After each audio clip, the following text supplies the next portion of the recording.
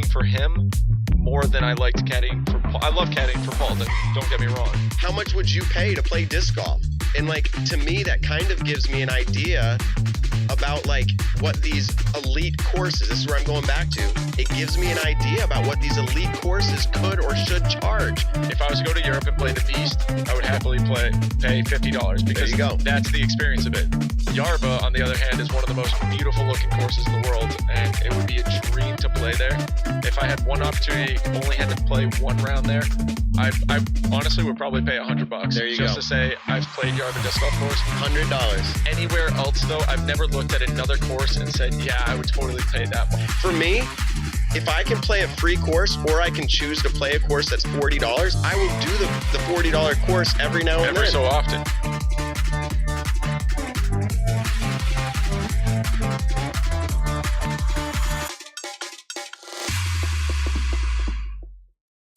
What's up, everybody? It is the Nick and Matt Show, episode number 16. This is the first show that I am doing without my good buddy, Nicholas Carl. Now, if you remembered, last week we mentioned that Nick is going to be playing at the Green Mountain Championship, and that's happening today, tomorrow, Saturday, Sunday. And shout out to Nick. Now, maybe he'll jump in the chat here.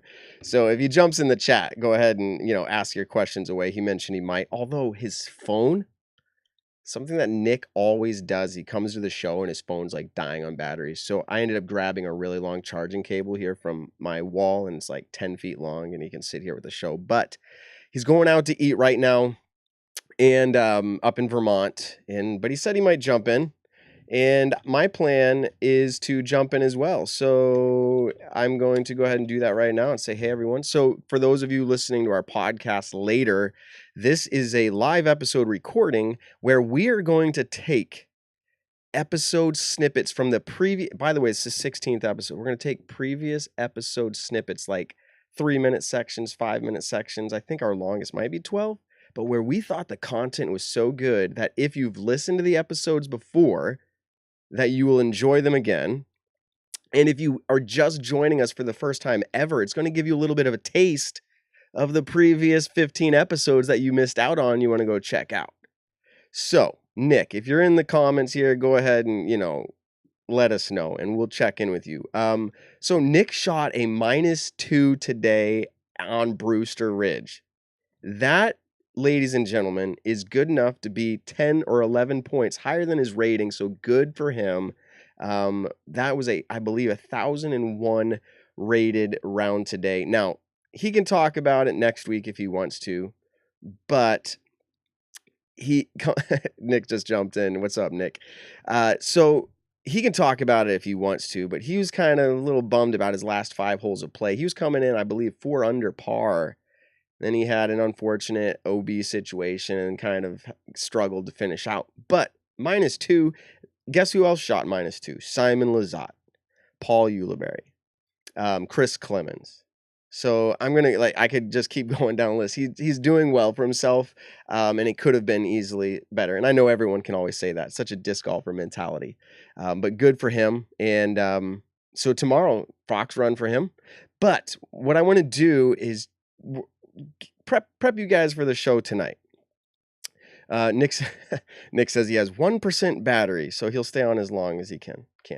And when I play these episode snippets back, obviously podcast listeners enjoy them, and then I'll follow up and I'm going to comment on maybe new opinions that I've made since that show.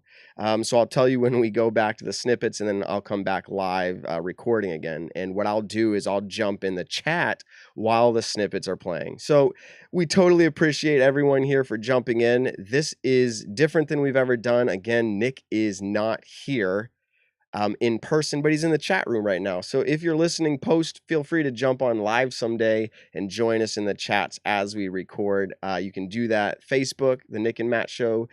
You could jump on YouTube, as most of you often do. You can that's realistically the best ways to get in, or you can comment post. All right. So without further ado, let me go ahead and pull up this first snippet. Here is the preface for this. Hannah McBeth, she came on our show, the second episode ever, and she talked about, this was kind of right before the Disc Golf Pro Tour relaunched. And she talked about what it was like to be a part of the second offseason 2.0, and what it's going to look like for her coming back. So let me go ahead and get that started up for you guys, and then I'll offer my opinions following the snippet. So here we go. This first snippet is about 5.5 minutes. I'll be back with you. I'm going to jump in the chat now, but I'll be back to discuss my opinions in about 5.5 minutes. Here you guys go. Yeah, With it coming back, or the feelings you had off of it, and now the announcement of it coming back. Yeah. this is something I haven't really shared with anybody but a couple of people in my close circle. So this podcast is super fun because we're just airing it all out, which is always fun to do publicly in front of strangers. But anyways, welcome to my life. So I was really struggling with that thought process of why don't I miss this? Why, do I want to be a professional disc golfer? Is my goal to win worlds? Do I want to do all these things? Why did I take a sponsorship with Discraft? Why am I sponsored at all?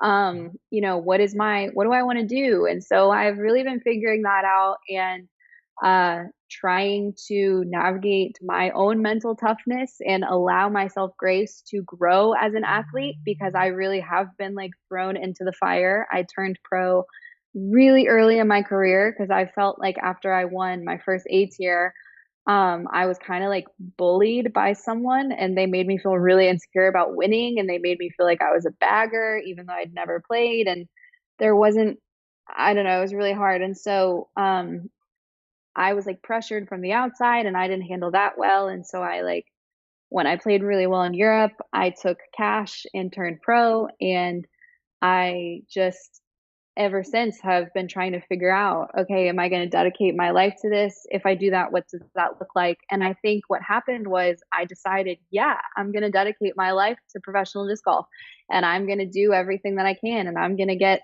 training from Paul, and I'm going to work out, eat well, and do all this stuff. And I did this whole winter. I ate really well. I worked out a lot. I played with Paul. I practiced. And I will let you know that my body composition did not change. My mentality got stronger, but my skills got stronger. But at the tournaments, I didn't play amazing. I had poor finishes at like all of the tournaments that I played at. Even though I played well in some areas, that really affected me, and it really brought me back to this place where I was like, what am I doing? Mm-hmm. Like, could I be excellent at something else? Am I just wasting my time? Yeah.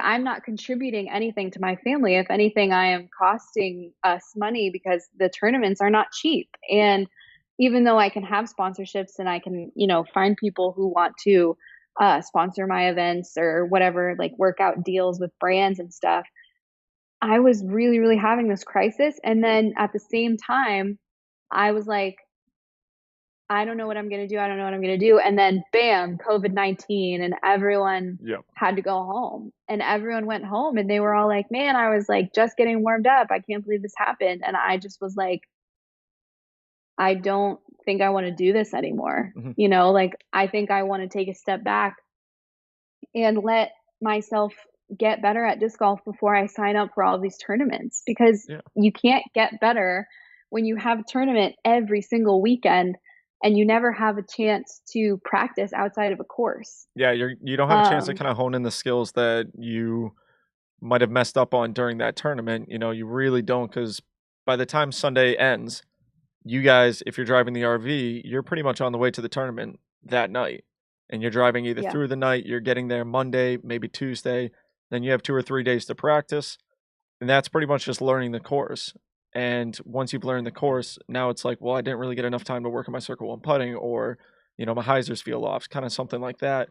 That's what it's like. And in the meantime, more women are coming onto the tour. Yeah. Like Missy Gannon wasn't here a couple of years ago, mm-hmm. and now she's here, and she's bumped me down a couple of pegs. And all of a sudden we have Evelina and Hannah coming out to the U.S. and traveling more. And then Kristen Starr comes out and she travels more. And then you have women that come to, every other event, or they come for like one side of the coast. And it's really, it's the hardest thing in the world to be touring and to travel and to play and to not finish well and to not have anyone in your corner being like, as someone who responds really well to like affirmation, I felt like I wasn't being affirmed by anything in disc golf. And at the time, I was really doubting myself. And then Brody came in to our like group, and he had all this excitement and all this energy and all this drive. And he kept talking about how he wants to be one of the best disc golfers ever. And he wants to, make all these accomplishments. And he was like, he kept saying things like, if you don't want this, and he didn't know that I was struggling with this. He was just saying, because people kept asking him, like, do you want to be a professional disc golfer? Wow, that's so crazy. And he kept saying in all of his interviews, like, and to us, if I didn't want to be the best, why would I be in the sport? Mm-hmm. And I was just like, how do you keep grinding out and putting yourself through something when you don't know if you even want, the end result of like a championship or a win or a worlds? And people will be like, oh, I hope you and Paul both win worlds one year. And I'm just thinking like, man, like, is that really what I want? Like, whoa. So that's what I've been talking about. And so during the off season 2.0, I've made a lot of moves to work more closely in the media. Awesome.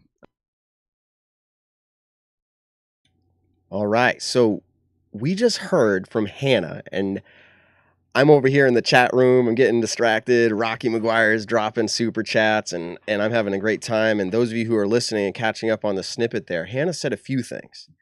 But before I recap Hannah, let me just address something, because I know some of you are going to watch that video and see how invested I was in my phone. And this was like an hour and a half or 2 hour long show. But for this one amazing snippet of information that Hannah was sharing, I had just sold a car at my residence that I was selling, and the individual who purchased the car was knocking on my door at my house outside the studio asking for the key, like demanding it. And I'm like, what do? I can't run and grab that. And so I got on my phone and I was texting him and saying, hey, like, you're going to have to come back or whatever. And so that was what that text message was about. I felt horrible later. YouTube comments were really kind of just calling me bad names. Long story short, that's what that was about. But as far as Hannah making moves for the media, I mean, we saw already she's made a move to start this podcast called The Party. And it's like all about FPO disc golf. And her and Christine Jennings are doing that, and excellent. They're syndicated with the Disc Golf Pro Tour. And that's one move. And I mean, Hannah, do you agree? Hannah is really, I don't want to say fluid, but in her conversation with the camera, very comfortable, it seems. And then obviously that's the Party, the podcast. If you haven't heard it, go check it out.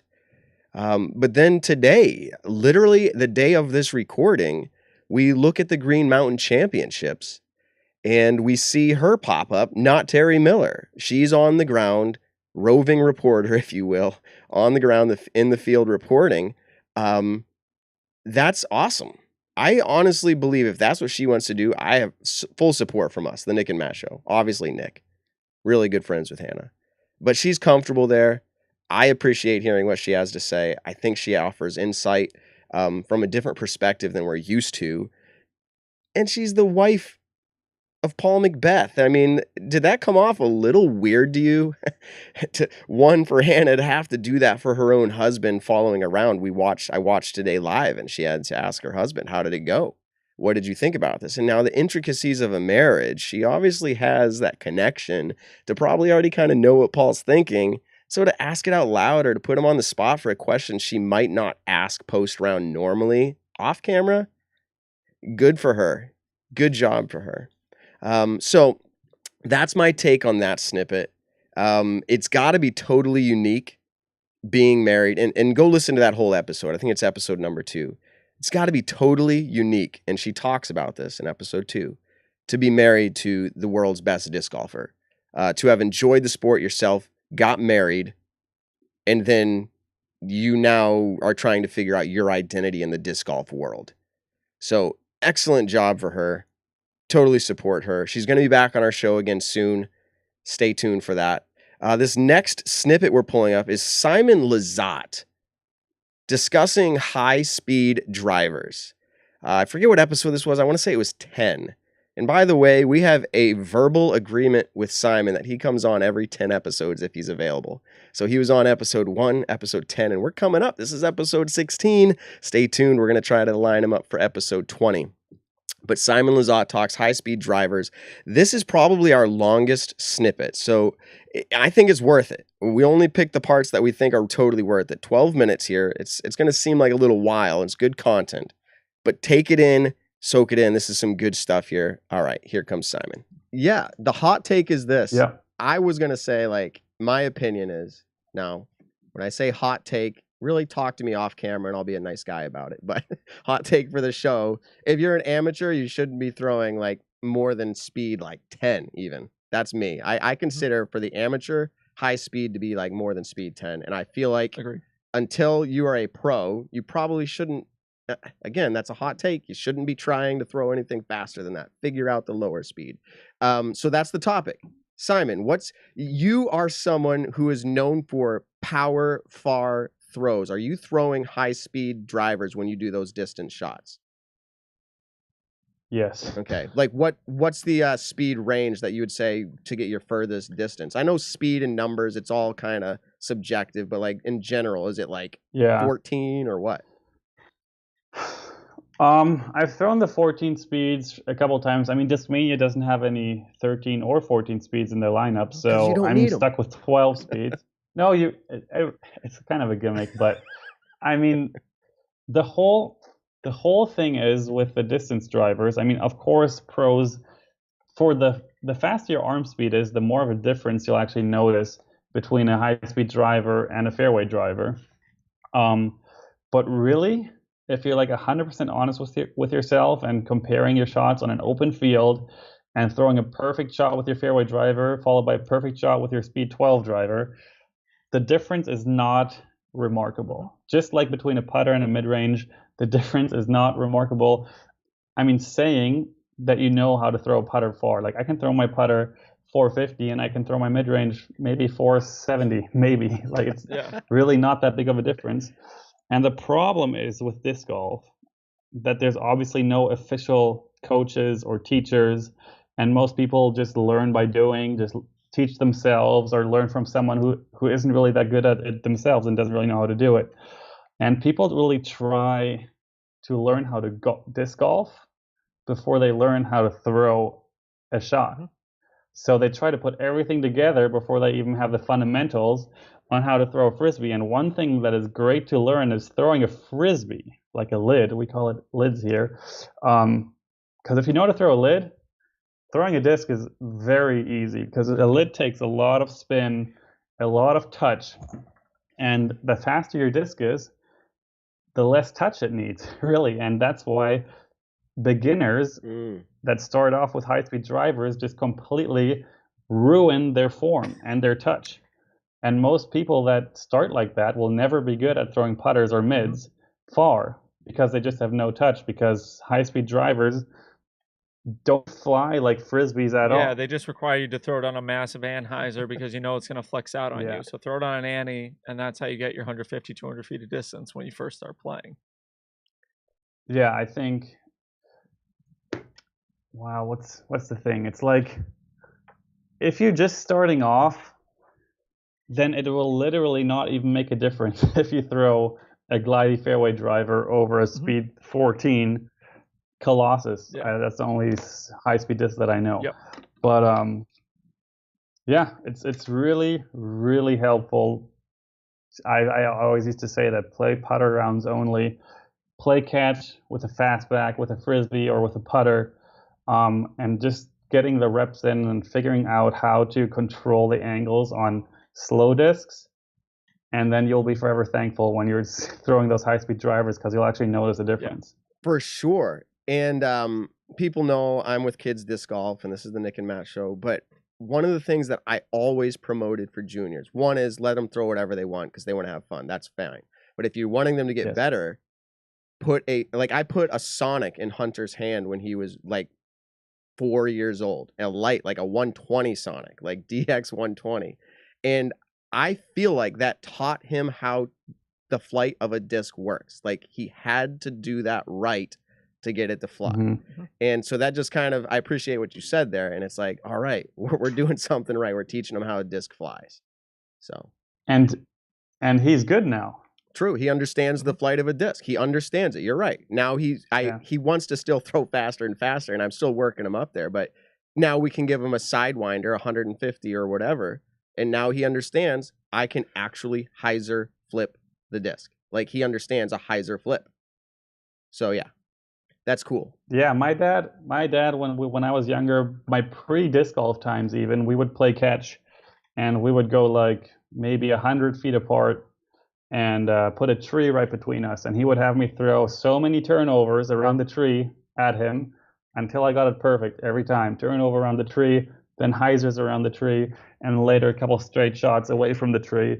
But that turnover shot is the hardest shot to figure out in disc golf. Yeah, oh yeah. And one thing is to play catch with someone and put an obstacle in the middle and then just keep throwing a turnover around it and around it, because that's where you get your reps in, and it's actually really fun to play catch. And once you figure out the flight and the glide of a disc, if you get the angle just right, that's pretty fun to watch. I was just going to say that is, and that makes it fun too. And again, I'm going back to kids, but my son is not the average kid, but I was going to say amateurs is what we're talking about a lot of here, high speed disc, like who should and shouldn't throw them.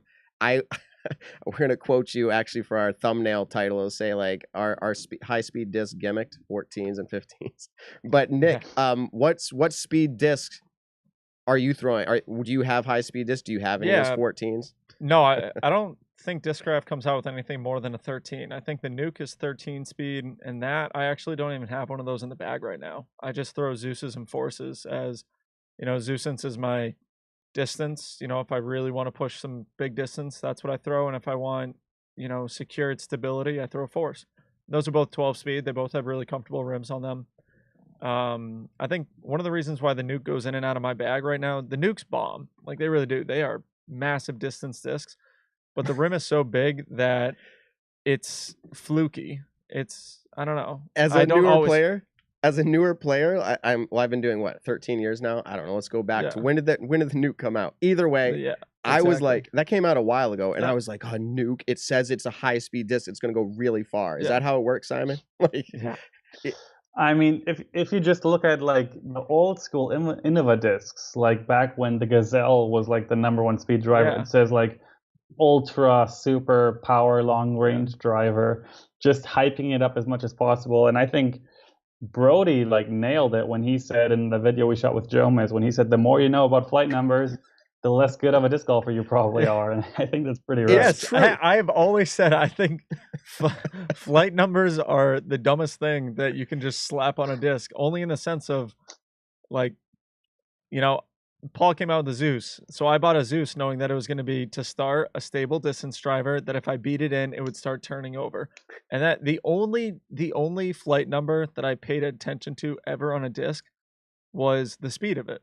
Huh. It was just like, okay, the Onyx is a speed 10 that fits that perfect hybrid driver. Mid-ranges and putters, I never cared about their flight numbers because, I don't know, pretty much anything fairway and above, that's all I cared about was the speed. All right, so I'm going to try that.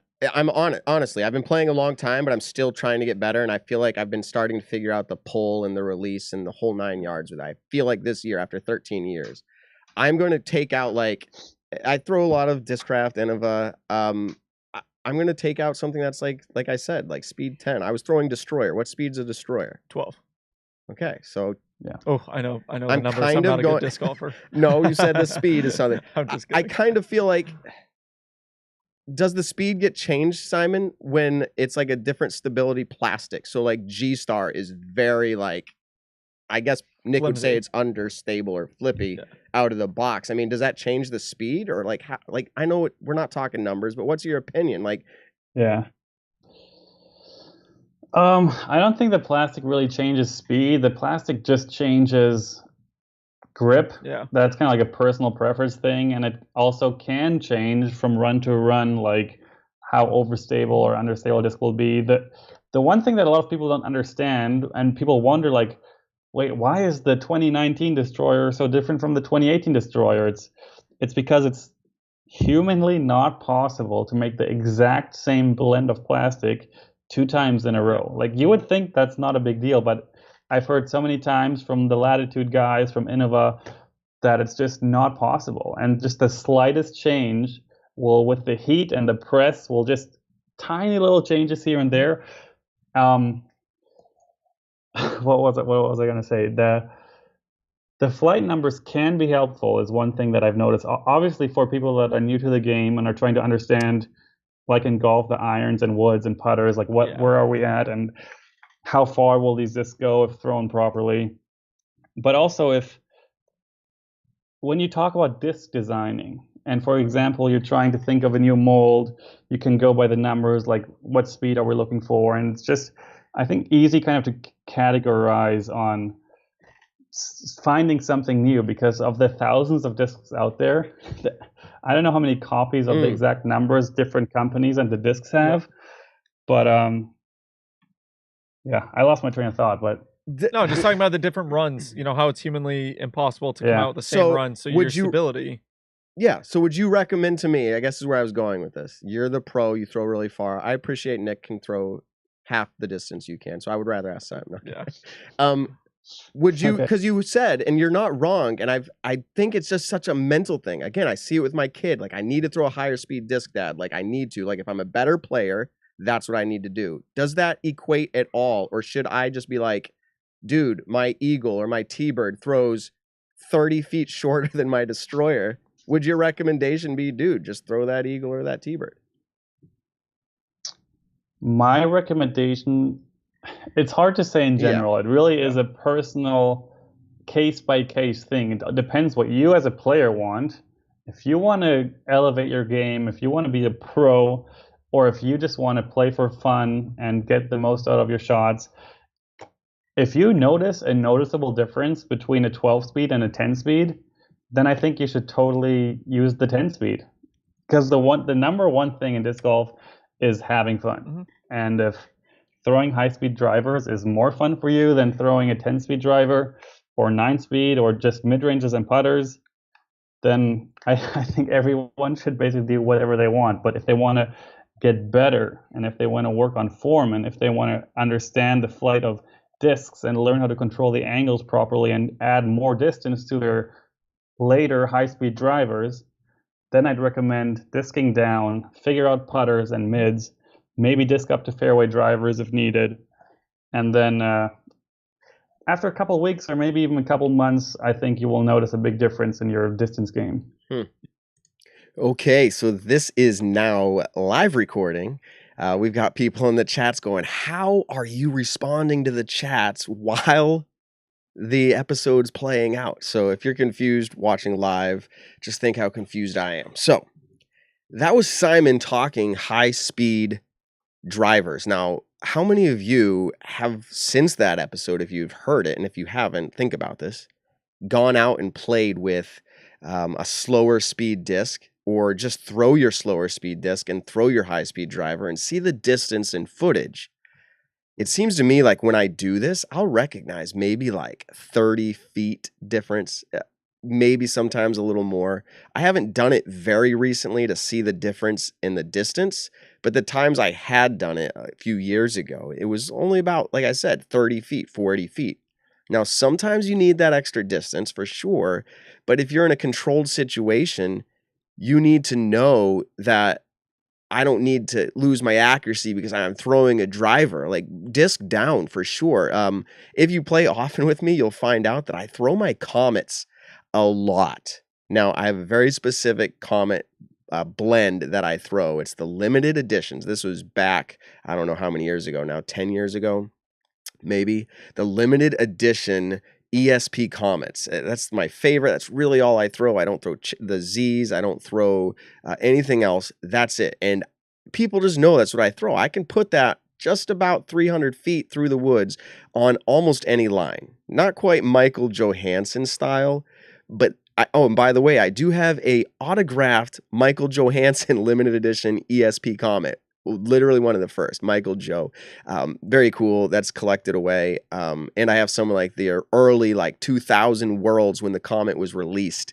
I have some of those in bags as well. So, but I throw the limited edition Comet. My point with that is my rounds, you see the score get a lot better when I'm throwing something that's not high speed. Now, obviously professional level comes when you can throw a high speed driver or again, a controlled driver, but far. So that's where you got to work on it. So that is really my thought on that. And going back to my comment in that snippet about my son Hunter throwing the Sonic, I do believe for juniors, and let's just say new players in general, there's nothing wrong. And actually, I kind of advise it. Learn to throw what we would consider the most flippy disc ever. Try it. Try forehanding it and you say, oh, it turns into a roller. Try backhanding it. Oh, it turns into a roller. Well, figure out how to throw that flippiest disc you have as far as you can or controlled as you can without doing that. It's actually a fun challenge. It's like I've taken, you're going to laugh, but like paper plates or styrofoam bowls. Have you ever tried spinning those as a Frisbee? They just kind of flip right over.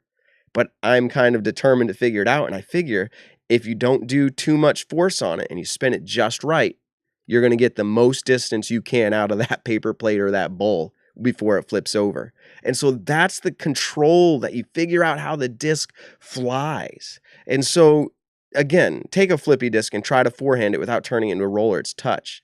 It's figuring out how discs flight. So that was really Simon. That's at least what I took away from that the high speed drivers, he says it's all about fun, and it is. But if you want to compete, figure out what works for you, the most control to distance. And obviously, if you have a wide open shot, Maple Hill hole 11, or Maple Hill hole 1 for that matter, and you can just let something rip and the accuracy isn't as important, well then go for whatever you know is going to get the extra 20 or 30 feet for sure. Okay, we're going to go on to snippet number 3, and this was our special guest named Mr. I say Mr. I just feel like that's seniority here. John Houck. All Hall of Famer, professional course designer, all different disc sports, freestyle, as well as disc golf. And it used to be the commissioner of the PDGA. So this is John Houck. I had the pleasure of meeting him out on Nantucket Island a few years ago. The man is truly awesome to talk to. Loads of stories and history about the sport. John Houck, designer of many courses, a lot of high-rated courses, Sailor Ranch, also Hillcrest up in PEI, Prince Edward Island. Incredible courses. Let's hear from him on his opinion on tee pads, and then I'll be right back to discuss my updated opinions on these tee pad discussion. What do you consider as a professional course designer to be a good tee pad? That's question 1, and I'm going to let you talk a lot about this. So that's question 1. What would be a good tee pad? And then 2, when it comes to competition, do you think that there should be a regulation standard for tee pads? So first, what's a good tee pad? And then do you think there should be a regulation standard? Well, as long as I've been in the sport, we've been looking for the perfect tee pad surface. And in the last few years, turf looks like maybe it's going to become a decent option. We've experimented with rubber. Rubber has done great in Nantucket for all these years. Yeah. But there's other places where rubber isn't working out so well. I hear a lot of mixed reviews on turf. Some people love it, some people hate it. So in my book, concrete is still king. If you can get a nice flat concrete tee pad, you make sure there's no drop offs anywhere, so nobody's going to twist an ankle or anything. And you make sure it has a rough enough surface. Not everybody's going to love concrete, but I think all things considered, because turf also seems to come with maintenance issues, yes. Right? Having to put the sand or whatever it is and replace it every once in a while.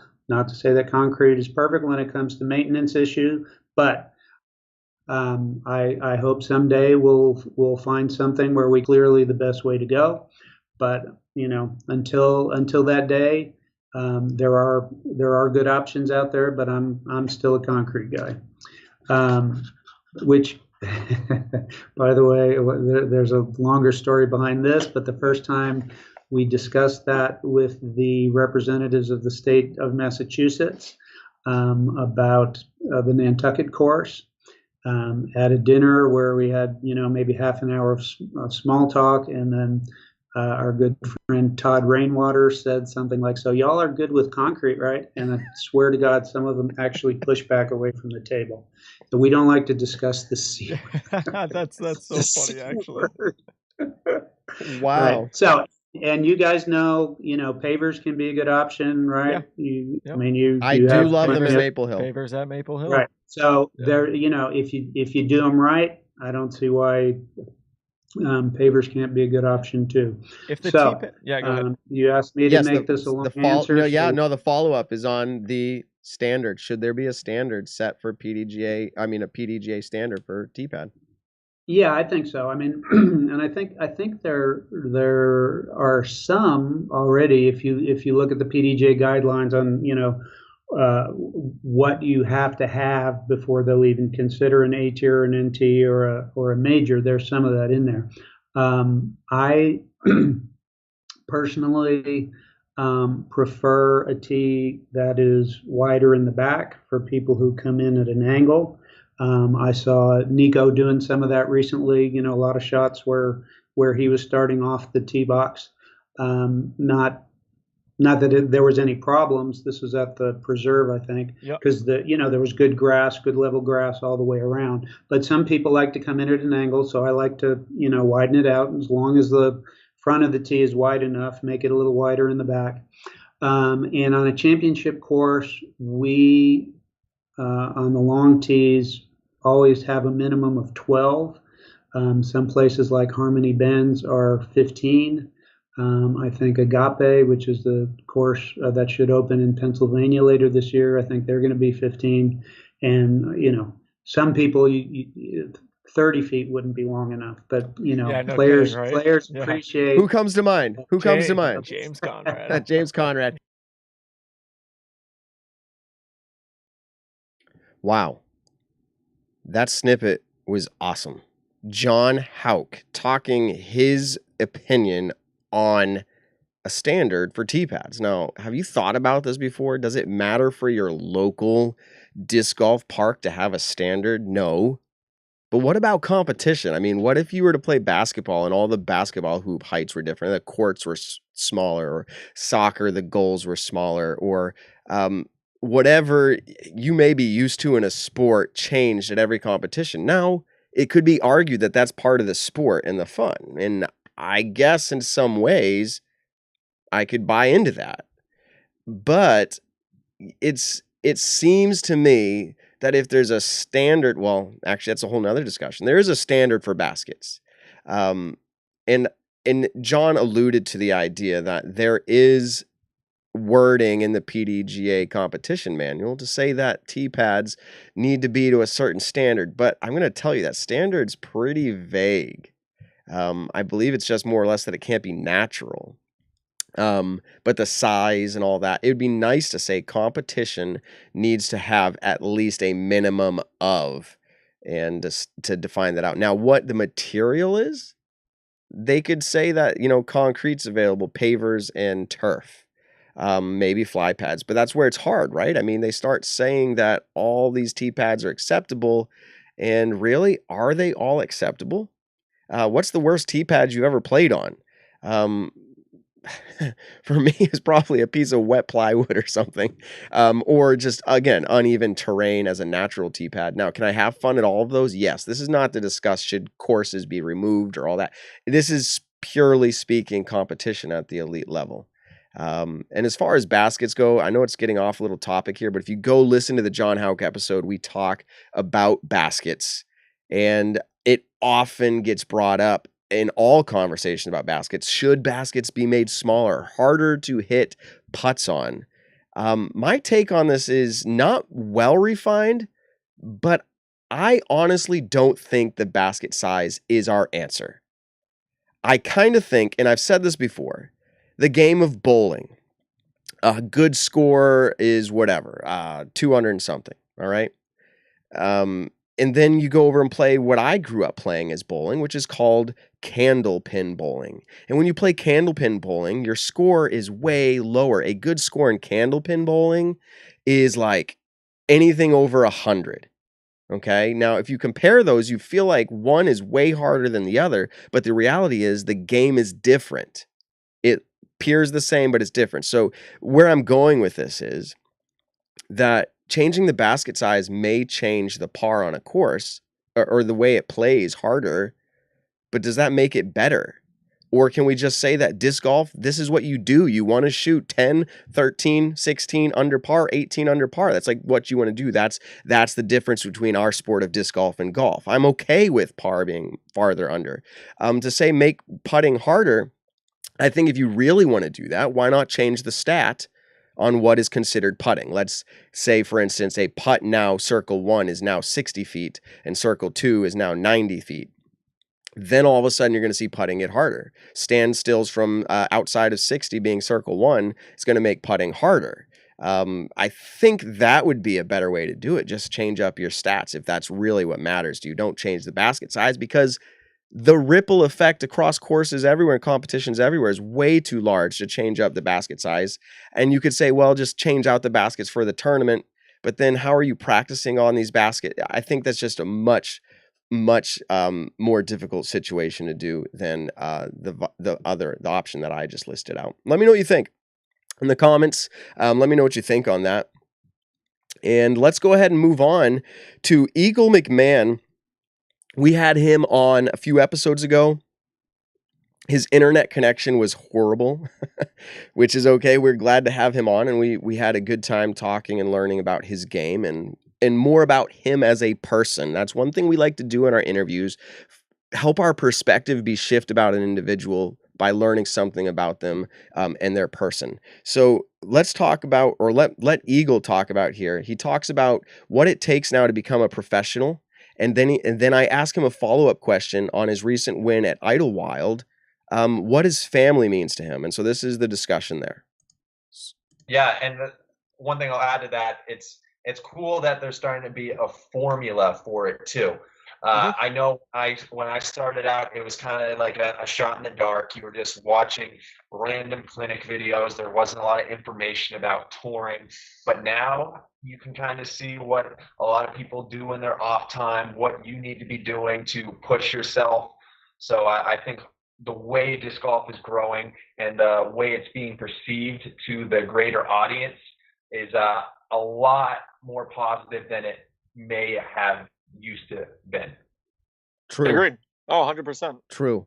Let me ask you this one more question before we move into judge that disc golfer. And can I say this? How has your family, and I was there when you won Idlewild, okay, and a phone call to your dad, and then I guess we can say we were lucky enough that you had it on speakerphone and let us share in that moment, and actually a bunch of the disc golf world, okay, sharing that moment with you when you realized that you won. Can I ask, how has your family influenced your disc golf success? Hugely.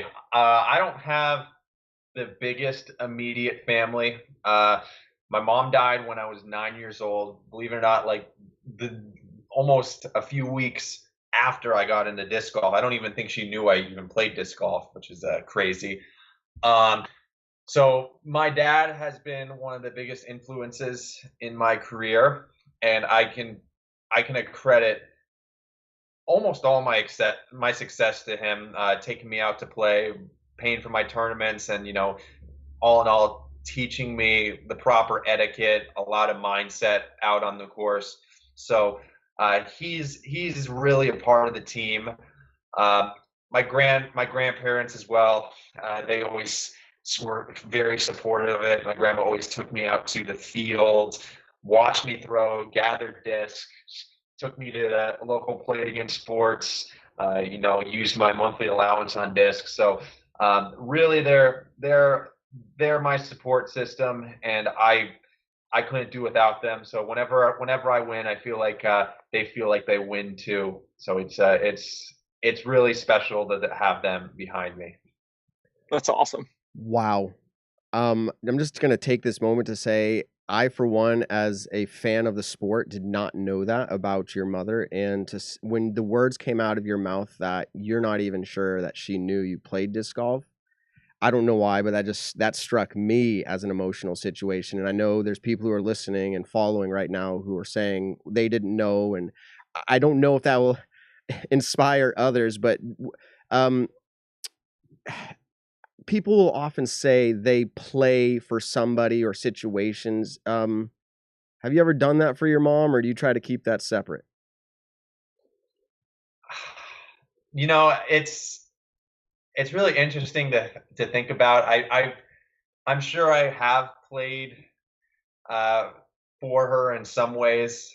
One thing that's kind of special is like the Beaver State Fling is usually the same weekend that she passed away, and it always feels like there's some ominous sense out there. I don't know, but there's definitely times I think of how she might be influencing my game or things along those lines. But most of the time, I'd say it's somewhat separate. But it's kind of hard. It's kind of a hard thing to think about.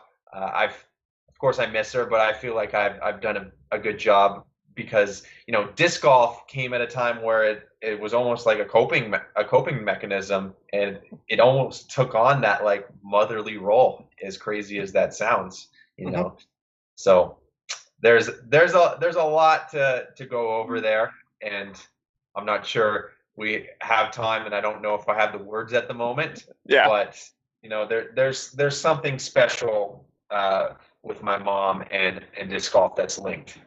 Wow. Thank you. Oh, for sure. Yeah. Thank you so much for sharing that with us. That's tremendous. I feel like a lot of people, I mean, you have a lot of fans, and I'm sure some of them knew that story, but some of them didn't. I'm sure you're gaining more fans just from the wow, Eagle. Congratulations. Keep on keeping on.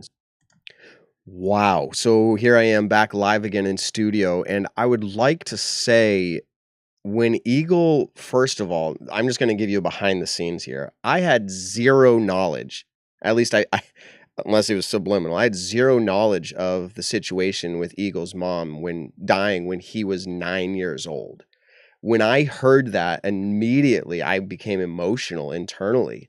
And just in that moment, hearing Eagle say that, I wasn't quite sure how to respond. And that question that I responded with was like, it felt almost inappropriate. Like, hey, have you ever played for your mom? Like, that's a personal thing, like very personal. And like, I just in that moment wasn't sure how to acknowledge that was sensitive for everybody to hear, but truly appreciated that he shared it. And one of the great things that Eagle said in that was like, disc golf played like a motherly role to him. I mean, how much does that make him a human to everybody? Like, wow, he's not, some super being, well, maybe he's a super being. Like, he's really good at disc golf. But as far as like, it just made you relate to him that everybody has things in their life, and it made him more relatable. So we've even had people in our comments in that episode, go find that episode with Eagle, actually say that like they related in a very similar way. And now like, wow, I feel like I'm connected to you more, Eagle. Like, I didn't really like you before as a disc golfer, but now I do. So that is my takeaway there. That's really special. These disc golfers are real people dealing with real things. The other thing that I noticed with Eagle real quick was when he said that he didn't know if his mom even knew that he picked up disc golf. How crazy is that? So that's an episode you'd like to go back and listen to. If you can get past the internet, or if you're listening on the podcast, you don't have to watch how bad his video was coming through. But that was really a special episode. So this next one up is going to be we just had it actually. This is going to seem a little crazy, but if you're brand new to us, it's okay. We're going to go back to the episode with Nate Sexton, and it's only a 2.5 minute clip. But I wanted to share this with you because we thought it was interesting what he said during that episode. So here we go. Kind of like goals as a competitor. Is there a specific tournament you want to win, or do you want to reach a certain milestone? Like, because you've said before, I think kind of openly, where, you and Paul were different when it came to kind of the McBeast challenges and everything. Like, Paul was always the competitor who wanted to win every single tournament. Nate, you were kind of like, hey, throw me in the top 5 every single time, and I'm beyond content. Like, that's a good weekend for you. But you've also had some major wins with Ledgestone, USDGC, and a bunch of others. Like, you're still top probably 7 or 8 highest rated players in the world. Is there a certain tournament out there that you want to win, or what are your end game goals as a player? I think obviously, sure, world championships would be fantastic, but I think I might even rather win the USDGC again if I could have one to pick. But also, more immediately, I want to win the Kitsap Classic that starts tomorrow. That's an A tier, and I'm coming back. So gotcha. We had a live commenter. They're like, Yeah. ask him what he's playing. So Yeah. But so Kitsap Classic tomorrow. Man. It feels weird to say, Yeah. but I'm playing in an A tier about an hour from here. So Nice. Nick asked earlier, like you sitting out, like you must be itching to compete as often as you feel comfortable. Are there, besides that tournament tomorrow, is there any chance, percentage-wise, that you would hit the USDGC this year? 100%. That you will? Yeah, I'm going. Oh, Nice. awesome. I don't know. Exclusive news.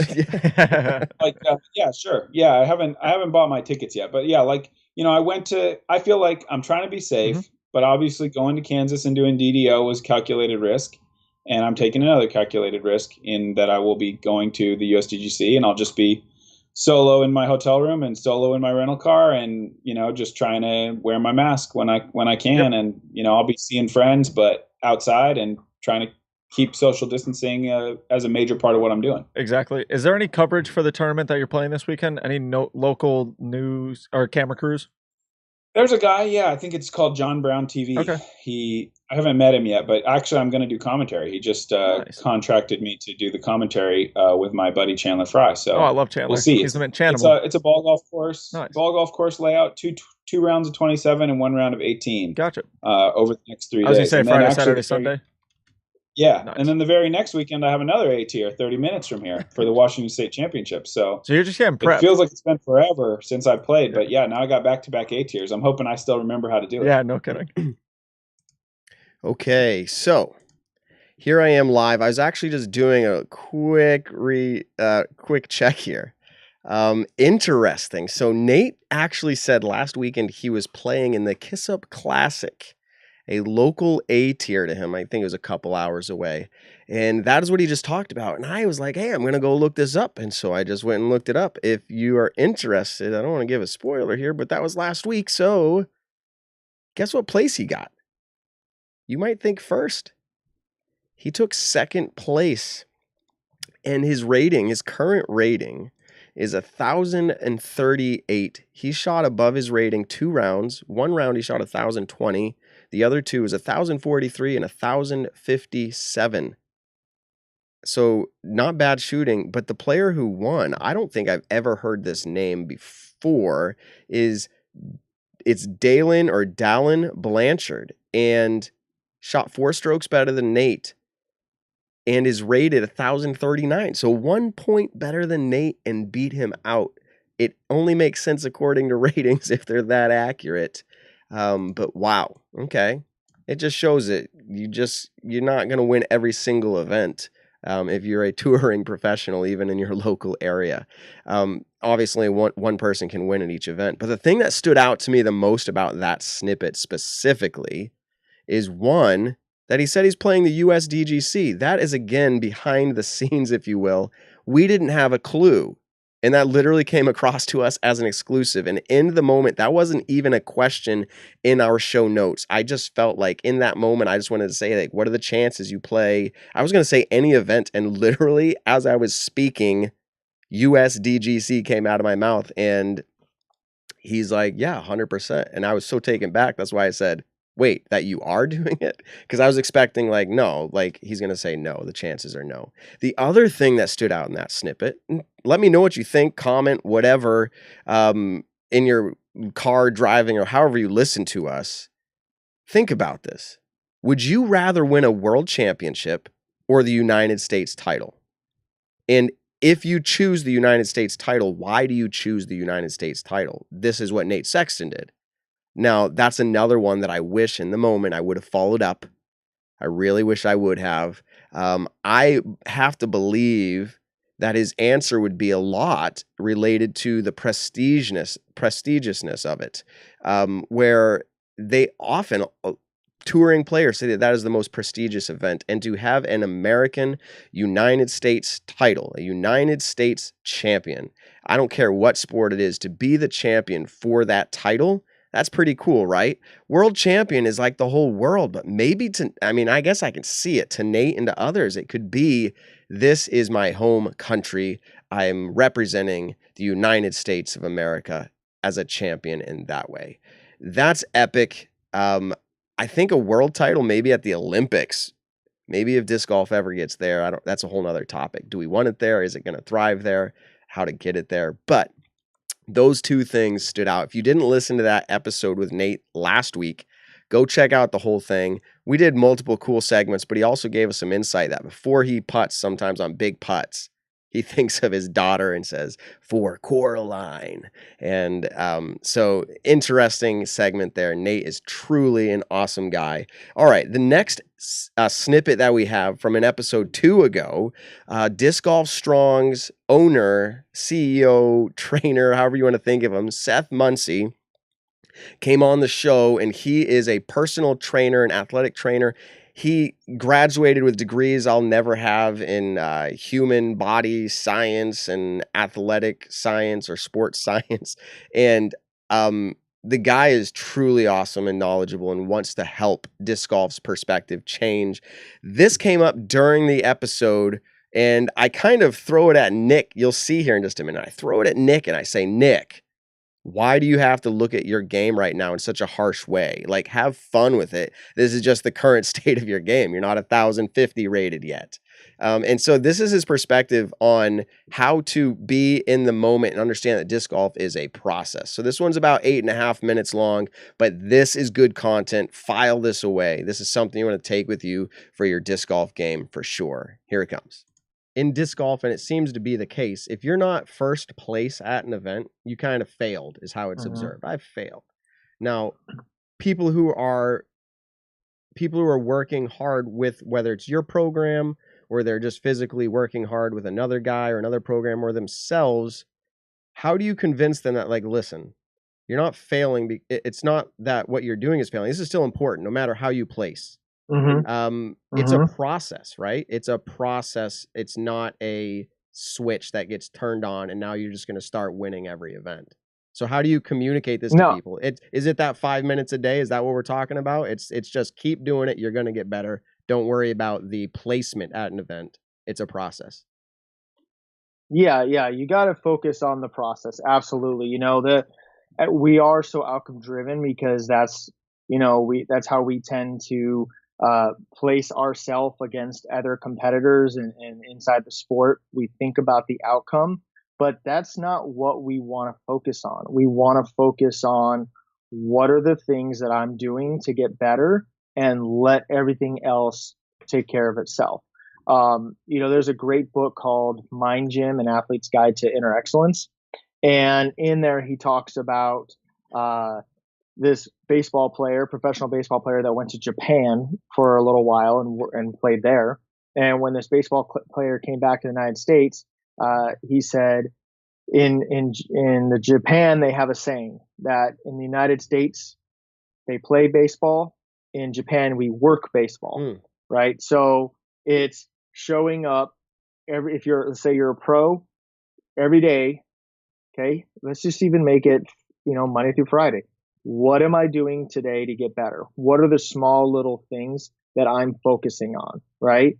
Because that's how we get better is I'm working disc golf. let's say you're like, well, I'm not a pro, but I just, I'm an AM and I do want to get better. Okay, what are little things through the week that I can work disc golf to get better outside of just playing around? Because that's how you get the confidence. That's how you work on what the process is. Because as long as you've worked on that stuff, you've worked on that process, the results, the outcome, you let that take care of itself. Because we get so outcome focused, and that's not how most people succeed in life. The top people, they just show up, they put in the work consistently, and they let the results speak for themselves. And then they self-reflect. They go, okay, I didn't do, my level of performance, my standings was not what what it turned out to be. What do I got to do to get better? Like, win or learn. Torrey Hunter, from baseball, he once said that, stated that, in baseball, if you are batting 300, right, that means that 70% of the time you're getting an out, right? So only 30% of the time, he goes, that's an F. Where if you bat 300, you're basically like an F, performing as an F as a hitter, right? But if you bat at 300, if you make contact, get on base 30% of the time, you do that over the course of your career, you're a Hall of Famer. Yeah, you're getting paid millions. Right? So yeah, that's what we have. That's what they think about. If you are batting in a game and you strike out 3 times, you get up the plate 4th time, bases are loaded. You can't be thinking like, oh, what do people think of me? Like, oh man, I already struck out 3 times. Like, you got to be thinking like, I'm here. Like, I've put in the work, and my goal, I just need to hit ball to bat, or bat to ball, right? That's what you got to focus on. But we don't focus on that much in disc golf. It's more, where am I standing? So what am I doing? Right. Mm-hmm. But, and I know I kind of be lengthy with my answers, but I want to make sure I hit certain points here, and, cause they kind of all melts together. Yeah. Going back to the athlete identity as an athlete, you have to be comfortable with your whatever ceiling you set as an athlete. Okay. So if you first determine your acceptable level of ceiling, and you say, hey, my acceptable level of ceiling is I go out on tour, I finish middle of the pack, but I have an amazing time. I, really get to experience tour life. There's nothing wrong with that. But if your acceptable level of ceiling level is you want to be top 10, but yet on tour, you're spending most of your time out enjoying yourself, and you're not, out there grinding, working disc golf, you're going to get disappointed because the results aren't going to be there. Yeah. And that's not just on tour. That's it. So my one of my mentors in strength conditioning, he's trained Olympians and he's a big throwing athlete, trained high school and college.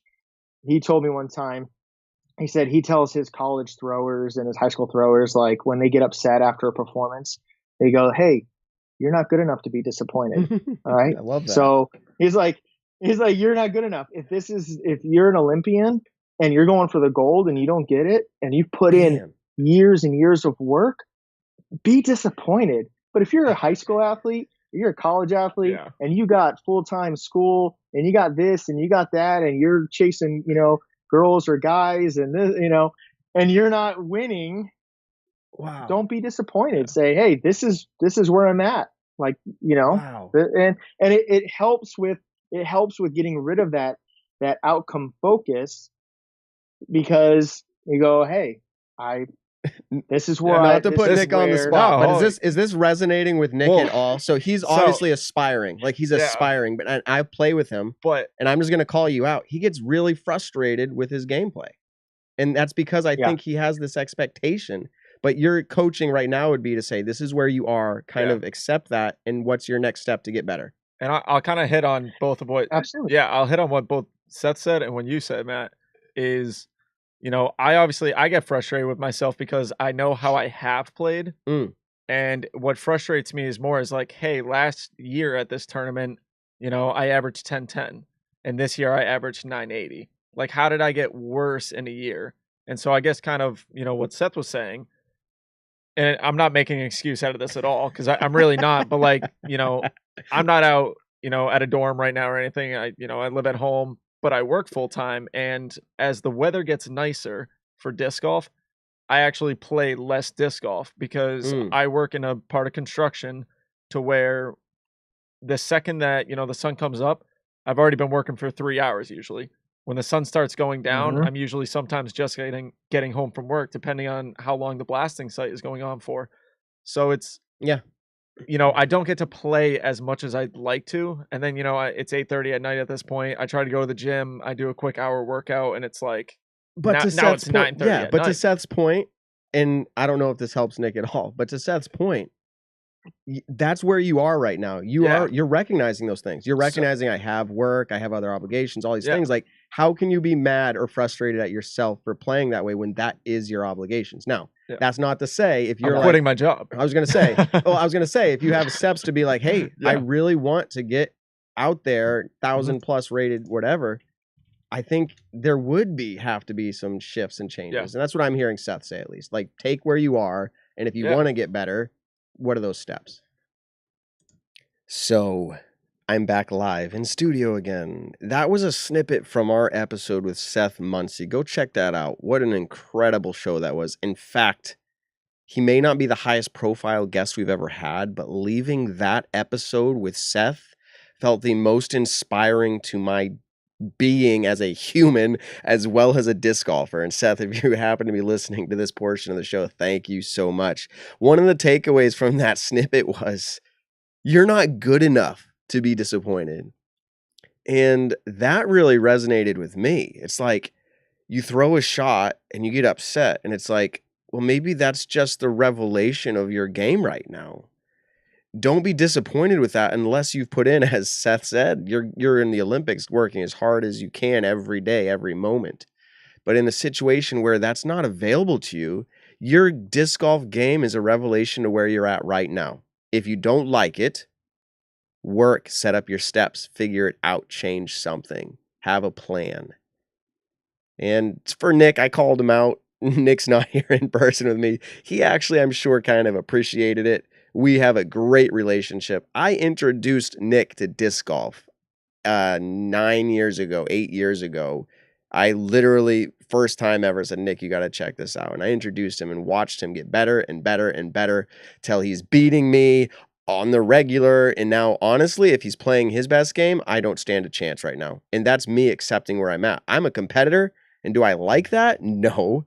But I don't have the investment for time. I have 4 kids who do like disc golf, but I'm often doing it with them and not able to practice and work out. And I have a wife and a job, and it's just where I'm at, and I'm enjoying the sport. But Nick is really starting to really do well with it. And I'm interested to see, Nick, if you're listening to the show later, I'm interested to see where Nick goes with the game. Today, again, potential to shoot, 1,030 rated round or so, kind of faltered a little bit at the end, but held on to get a -2 round. That's pretty good. 1,000 rated golf. I mean, he's not a joke. So that was my takeaway from Seth. Right before that little snippet I shared with you, he said, it's like playing the guitar. If you play the guitar solid for a month, hardcore, you're going to learn something, right? And then you stop for the rest of the year. Which would do better for you? 5 minutes a day over the course of a year, or like all day for a month? If you continue at 5 minutes a day for a year, you have to believe it's going to sink in more. It's going to settle more. You're going to become better. And if you did that throughout your life, consistently, small portions, you're going to do better. So what's your regimen for getting better at disc golf? Is it just to go out and have practice rounds out on the course? Or are you actually taking things and refining them and working on them little bits each day, trying to figure out and change your game? For me, one time I changed up my throwing grip. I went from some type of like 1 finger, 2 finger. This was a long time ago, 2 finger kind of grip, where I thought I was throwing great. But that was probably one of the biggest shifts in my game ever, was when I went to a power grip for most of my drives. It felt so incredibly awkward. but I knew it was going to be better for my game in the distance realm. And I started changing it. And with time, a little bit each day, it starts to feel normal. In fact, if I went back to throw the way I used to, it's going to feel super weird. So small changes can sometimes feel huge, but continuing with them and recognizing where your game is at. Thank you, Seth, so much for that. We've got 2 more snippets totaling about 8 minutes each, so the show's coming down towards the end here. But this is one of our earlier snippets here from our episode with Matt Krueger of UDisc. This is where the whole argument and debate started from me about which is easier, which is harder, disc golf or golf. Now, people called me crazy. My brother said, ooh, I can argue that. I've heard through the rumor mill that Brody Smith wants to have some airtime with me to tell me how wrong I am. That's not quite how he put it. I'm not putting words out there. But I've heard that like there's a lot of people who disagree. And I still feel like if I'm given the opportunity to share my insight, that I don't think you can specify which one is harder. Because if you can't top out in a sport, then aren't they equally hard? Or is it just that, no, you can get further in disc golf quicker, so that means it's easier? It depends. If I'm being very clear in what my opinion is here, I'm saying that it's equally as hard to get to that professional Paul McBeth level or better. And those of you who haven't done that don't really have, I mean, you can start to talk and compare, and that's half the fun of it. But the reality is, I mean, I'm not talking, and you can go listen to that episode. I don't need to rehash it out. I'm not saying that the competition is as hard, because right now in disc golf, competition is way easier. It's starting to get harder with more players fighting for the top. But as far as golf is concerned, I mean, we're talking the elite of the elite of the elite. So the competition is way harder. But I'm actually talking about the skill it takes. Some might argue that like it's harder because you got a stick in your hands or a disc in your hand where you can just throw, or a stick to hit a ball. Like that's harder, obviously. But then I go, which one is harder to throw further or to get further? It's harder to get the disc further. And the ball, it's easy. Even if I shank it, it's going how far? 300, 400 feet. When I shank a disc, how far does it go? 30 or 40 feet. I mean, it's relative, but the point is like, anyways, go listen to that segment if you want a good time on the difficulty golf versus disc golf. But this segment here talks about the human brain, and this was from the segment with Matt Krueger. Here it comes. The players who started golf a long time ago, imagine if they looked at the golfers today. Do you think they would say the game was harder back then or today? Well, that's the same thing disc golfers say. The game was harder back when Ken Climo and Barry Schultz were winning everything than it is now that Paul, Ricky, and Eagle and those players are winning everything because the technology advances. So, yeah, old timers are obviously going to say that it's easier nowadays, but at the same time, they all have the respect level, as in like what the top players in the world and the top distance players and everything like that, what they're doing is incredible in and of itself. But there's a case where you could say it's easier because of our technology. But at the same time, when technology grew in disc golf and golf, the courses also got bigger. So courses that, players were playing back in the 70s, 80s, and 90s for disc golf, when discs did, they were kind of like cheap plastic. You flipped them up, they turned to the right. No one really had a forehand, anything like that. Their holes were 200 to 300 feet, I feel like. Like, you could go back and look at Worlds, and they shoot negative 90 over 7-8 rounds or something like that. So it's insane.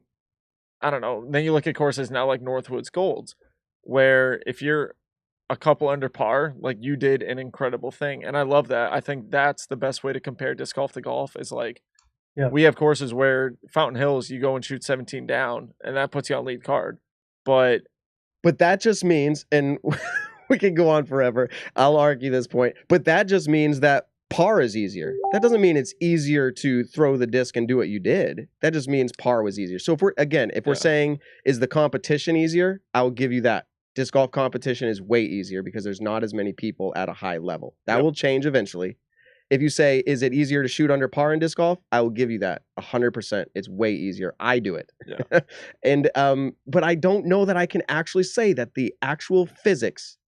I'll give you this as well. I'll give you this as well. The ramp up is way faster. So in a sense, it's easier to get into and to ramp up. But when we start getting into that, I'm just going to say 1,000 rated plus. Is it actually easier to refine at the smallest detail of how I hold my thumb, the angle, the spin, the thoughts about the wind in your backswing, just all of it together? I feel like the human brain is doing just as much, if not more, than golf at the same time. I don't know. I think so. One of the things, Matt was talking about earlier was the margin for error in golf is a lot higher than it is in disc golf. Like he was saying, if you mess up your drive, if you duff the ball in golf and you go 30 yards off the tee, you can't throw your driver again. In disc golf, sometimes if you mess your shot up, you can usually throw your driver again. You can run up to it. In golf, you don't put another tee in the ground, and so you lose however much distance just off of that. Mm-hmm. To par everything in disc golf is 1,000 times. It's easier to what's the U-disc bounce back, the bounce back stat. Oh yeah, is that what it is? Yeah, it's easier to have a higher bounce back stat in disc golf than it is golf. I think by 1,000%. So Nick is making his point, and I think he would probably fall on the side. He's pretty neutral in this conversation, but I think he would fall on the side that golf is harder. And for the reasons that he was stating. And I just realized in that snippet, we didn't really have Matt talking much in that 3-minute section. But if you go listen to the whole show, Matt makes a voice and his opinion shared that he believes wholeheartedly that golf is harder. And I think for him, maybe that's the case. And that's the interesting part here. When we ask that question, are we saying across the general population of people or for each person? Because golf is going to be way easier, and I don't mean any offense to this, but for the older generation, the senior citizens, golf would be way easier. You can swing a club at your own speed and the ball can still travel a good distance. They're not going to be able to get out and do a lot of this hiking or throwing athletic motion. So I mean, if for individuals, it's going to be different. And in fact, in the chat room here, this is, by the way, I didn't shout it out. This is live again recording, not a pre-recorded snippet. Is that they're saying, it's like saying which is harder, football or baseball. And I think, can you determine that? And you might say, well, not between those two, but between darts and football. I mean, can you determine that? And I mean, some people are going to say for sure the amount of time that goes into one over the other, but like at the highest level, is anybody ever topping out? And again, that's kind of my take, is that you can't determine it. And so if you can for yourself and you determine one is easier, then go do it and slay it. And that's all I would say about that. I think it's just a topic that's fun to have. That was a great episode with Matt from UDIS. So our last and final snippet here was from the Dave Feldberg episode, where Dave comes on and he's got a lot of cool opinions on things, and he runs the amateur disc golf national tour, or the amateur national disc golf tour. Sorry. And he comes up and he's giving his insight. He's a world champion. He's giving his insight on what to do with what we call the tournament jitters, if you will, how to play through those or how to handle those. And I thought his insight here and our discussion surrounding it was something that you guys might like to take away. It's fairly helpful for me. And I think you guys will receive some benefit as well. So here's Dave Feldberg episode snippet. Here's a few quick tips for everybody. Apparently, chewing gum.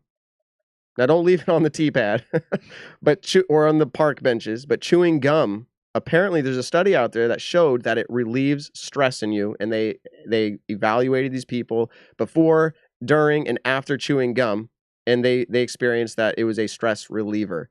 So, you know why? Go ahead. You know why?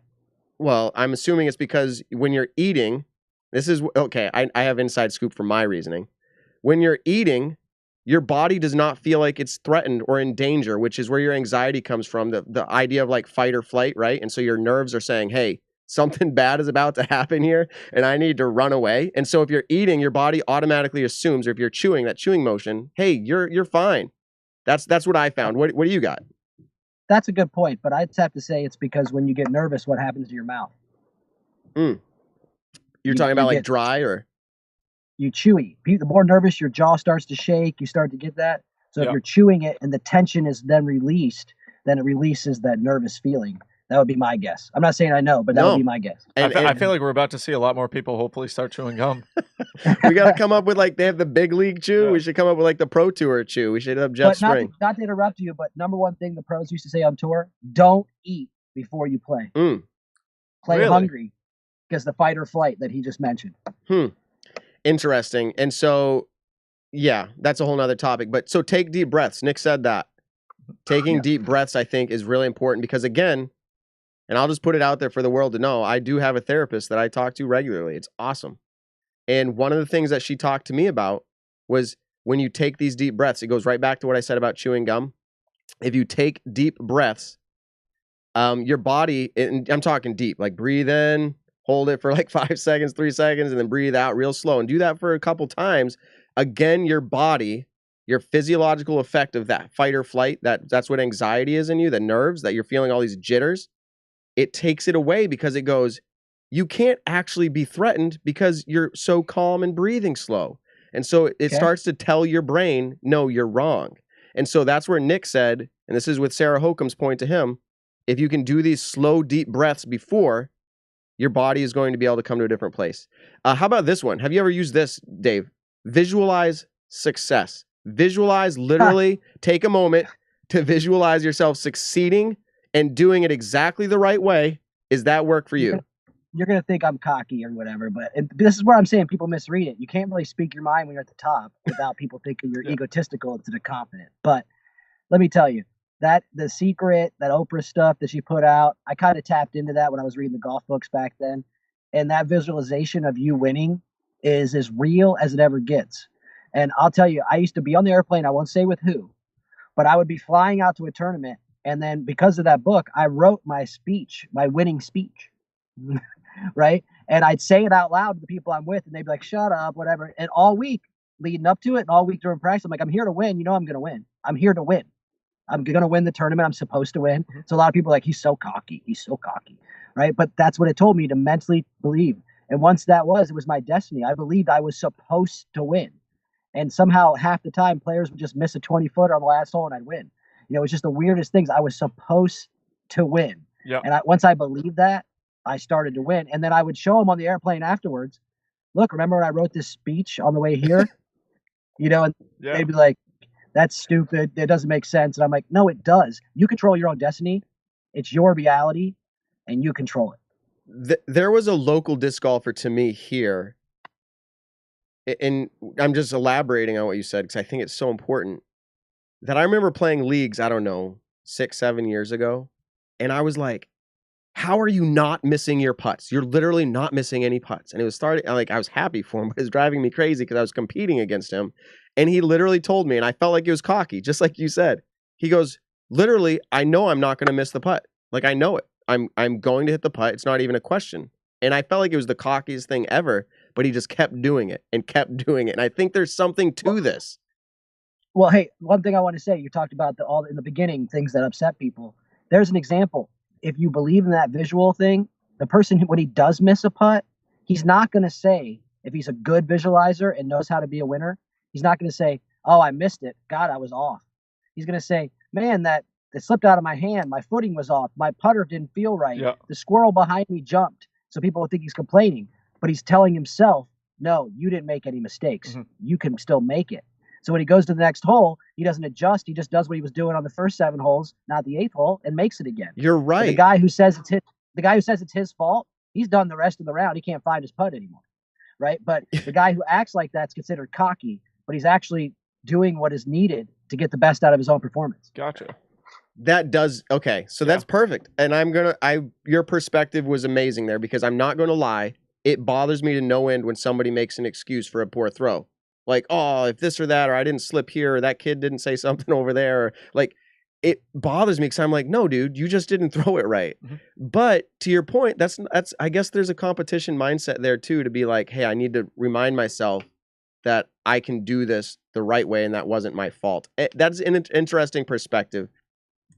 Okay, so this is me back live in studio, and that perspective that Dave Feldberg just offered is still one that kind of leaves me a little feeling weird in the moment. It was great to hear the perspective, But in hindsight, thinking about it more, it still kind of bothers me when somebody blames the issue of their game on something outside of their control. Part of it feels like you need to go to Seth Munsey, where he goes, "Hey, it's what it's like." And part of me goes, "That's not a bad, competitive tactic to say that, hey, that wasn't my fault. I'm doing everything correct, so that way your mental game stays strong." There's got to be a blend in between there, because nobody likes somebody who throws it, hits a tree, and says, "Oh, that tree was in the way. That it would have been an amazing shot." It's like, yeah, we all say that. That doesn't mean that the tree wasn't there when you practiced. So anyways, but insight there, I mean, between mental game, thinking and knowing that you're going to hit the putt versus hoping you're going to hit the putt, all of that stuff. Now, that was our final segment, snippet wrap up from the Feldberg show there. Go listen to it. Check it out. It's excellent. I would like to take just a final few moments here. Nick's not here to stop me, so I'm going to go ahead and do it. The conversation has kind of erupted again in the chat boards about golf versus disc golf, because I asked the question, and I just want to address a few more things. This is just going to be my thing. I think I'll just make a shirt about it, talk to me about which is harder, and everyone, of course, will want to share their opinion on it. I've been told, and I've seen this come up a few times, that putting in golf is much harder than putting in disc golf. Now, how do you define that? How do you actually say it's harder? And you can say, well, have you tried it? And I can say, yes, I actually played golf before I played disc golf. Now, was I an amazing putter? Well, that, again, needs to be defined. Was I an amazing putter from 1 feet? Yes. Was I pretty good from 2 feet? Yes. Pretty good from 3 feet? Yes. It starts to get harder the further away you get from the cup, correct? Yes. In disc golf, am I a good putter from 1 foot? Yes. 2 feet? Yes. 3 feet? Yes. 6 feet? Yes. 8, 10, 12, 15, 20? Yes. It starts to get harder the further away you get. Now you can say, well, hitting a putt in disc golf from 30 feet is way easier than hitting a putt in golf from 30 feet. And the answer to that question is no kidding. But I think you can't compare it directly in that manner. It's a different object. It's a ball and a cup. So what I suggest to determine this is look at the percentage of putts that go in from each distance on the Pro Tour level. Okay, so let's say a pro level golfer wants to get in 90% or 100% of their putts from 5 or 6 feet. Now go over to disc golf and look at where that same percentage lies. In disc golf, top pros want to get in 90 to 100% at 30 feet. Okay, and that's where you compare apples to apples, I think, is you say, well, what are the percentages playing out here? And then to scale that out. So a 20-foot putt in golf. And you can say, well, that means it's easier, but then who's actually saying that distance makes something easier or harder? I mean, again, it's like, why?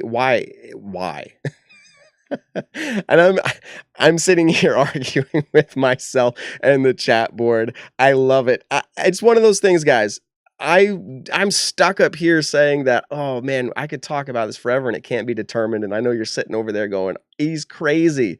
And honestly, I appreciate that. And I am so glad we have people commenting here and chatting. And I've never played in a ball and chain tournament, but that'd be really fun to do. I know they come around sometimes locally to us.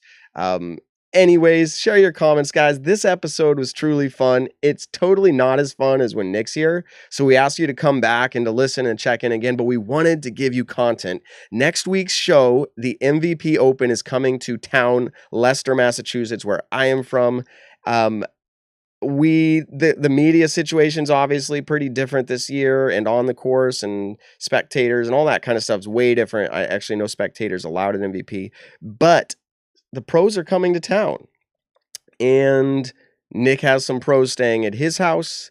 I did have some staying at my house, but right now that's not happening. But the studio is probably going to get shifted just a little bit. We might bring in a few special guests at a time, so it might be a larger show. I don't want to tease out who or what because it's not confirmed, and I don't want it to be, hey, is that happening? Is that happening? And then it doesn't. So just stay tuned. We plan to have at least one show. It might get moved to Wednesday, but we'll announce that. because with a tournament happening Friday morning, players don't necessarily want to come on the evening before a tournament starts. But anyways, just teasing that out there. Hope you guys enjoyed tonight's show. Yeah, someone said I should have had a cardboard cutout of Nick sitting next to me. That would have been pretty funny. Hey, Nick, are you there? Are you there?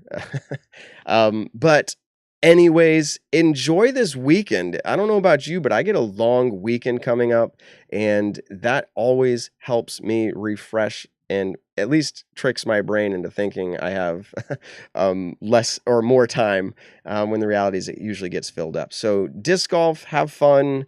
Watch the tournament coverage. Obviously, James Conrad came out hot at GMC. If you're listening to this during the later episode, the later segment of the GMC, like Sunday or whatever, you're like, yeah, James didn't hold on, or maybe James is, or Paul made the move, or whatever it may be. But thank you guys for tuning in. We totally appreciate it. This is the Nick and Matt Show. We'll see you next week. Thanks for tuning in to the Nick and Matt Show. Be sure to check us out on your favorite social platform and to subscribe on iTunes.